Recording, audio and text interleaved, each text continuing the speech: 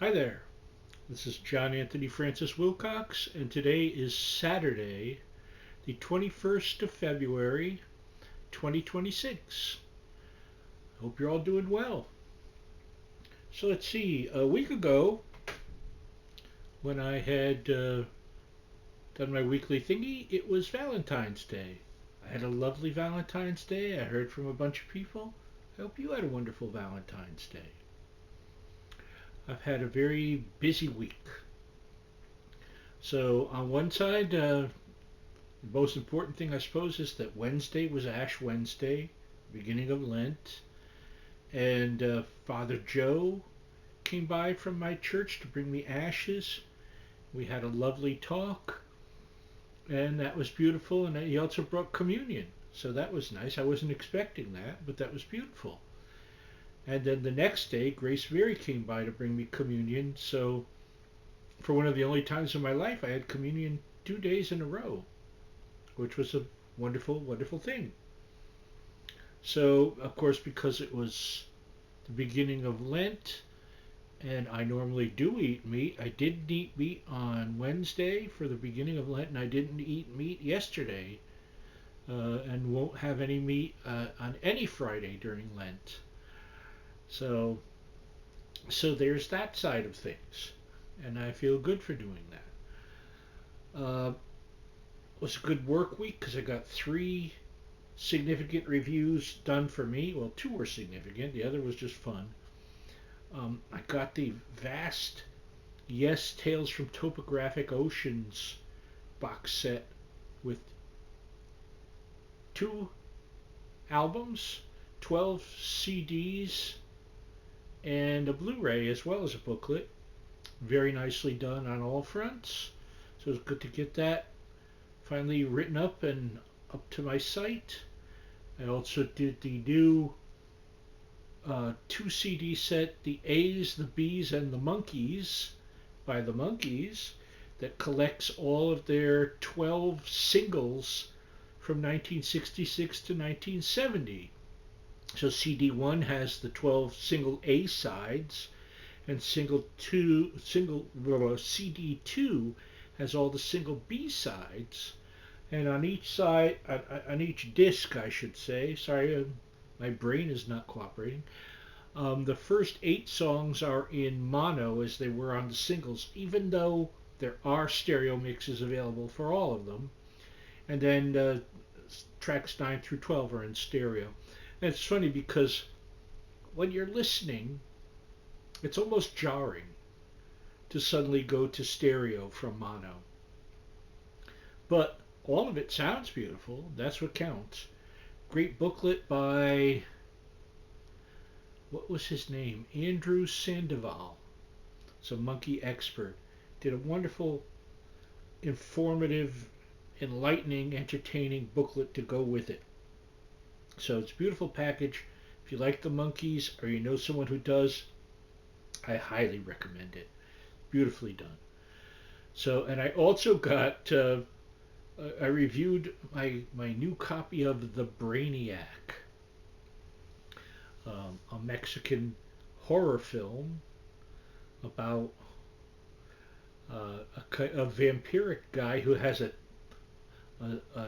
two-pronged tongue that sucks out the brains of people.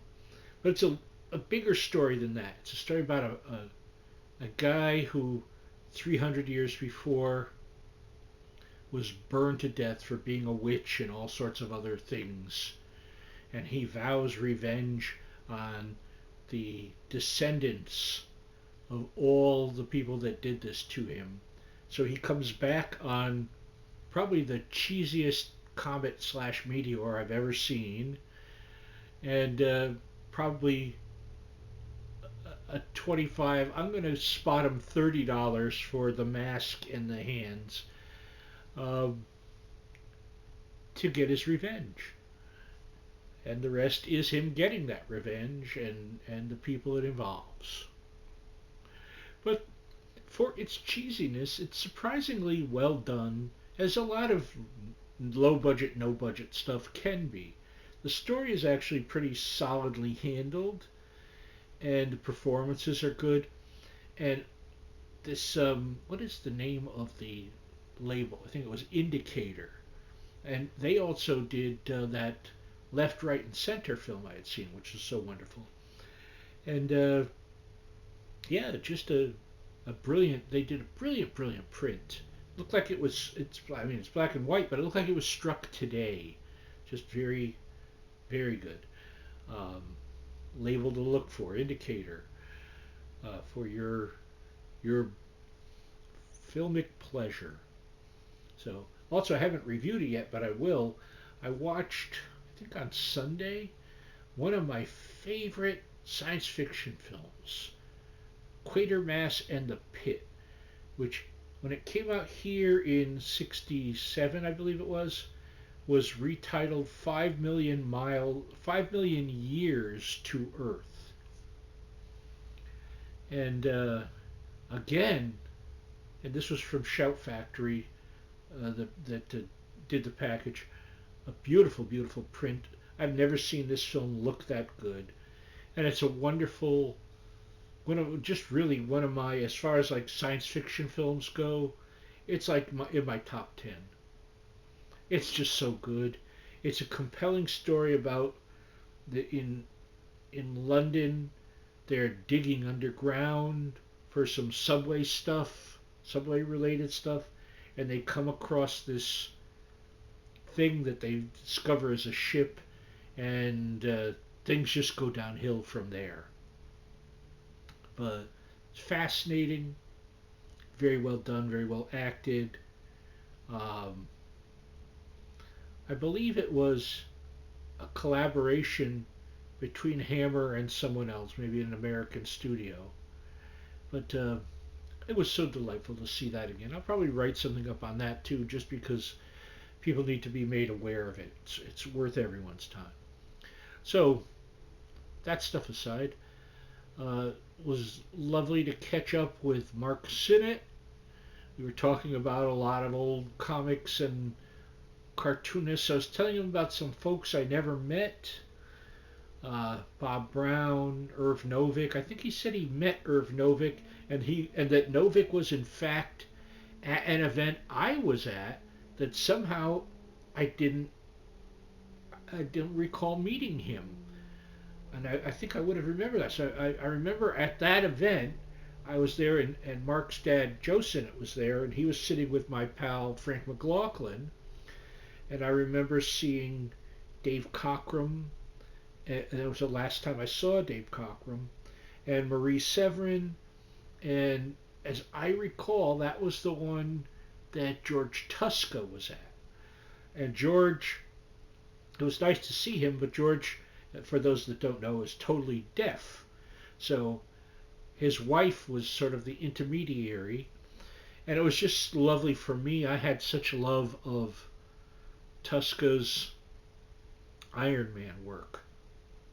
And going back, I had seen reprints of Crime Does Not Pay in the 40s, and Tuska had done a bunch of those, and he was fabulous. He was always fabulous. Great layouts. And so we were just having, we don't usually, we talk about family and stuff like that, and we did that as well. But it was just nice to catch up with Mark. It always is. So he was saying that sometime this year he and his wife Belinda will probably come by for a visit, and I always look forward to that. They are always welcome here. So what else beyond that? I had a very sad thought, actually. I was thinking, if I could do something with the rest of my life and be happy, what would it be?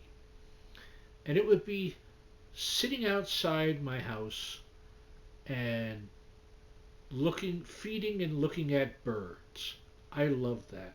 When I would do that, I was very content and serene and felt beautiful. But several years back, because my nephew Michael and I used to, in fact, do that.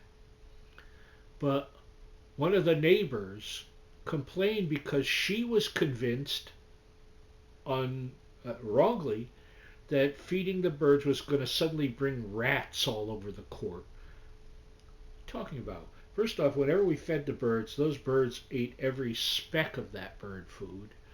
And second, what are you talking about? But she made such a stink to the people here in Hales Court that they told us we could no longer do that. And that kind of broke both of our hearts, really, um, because we both loved that. Michael loved seeing the birds as much as I did. So I'm sad that that's something I can never do again in my lifetime. Here, anyway, I mean, I suppose I can go look at birds somewhere else, but there was something to it. Just sitting out there and going, oh, look, there's a chickadee or a cardinal or a robin. We even had hawks come by, and pigeons, and doves, and blue jays, and I think we must have counted like 20 birds easily. So I will miss that, but I'll find something else to make me as content.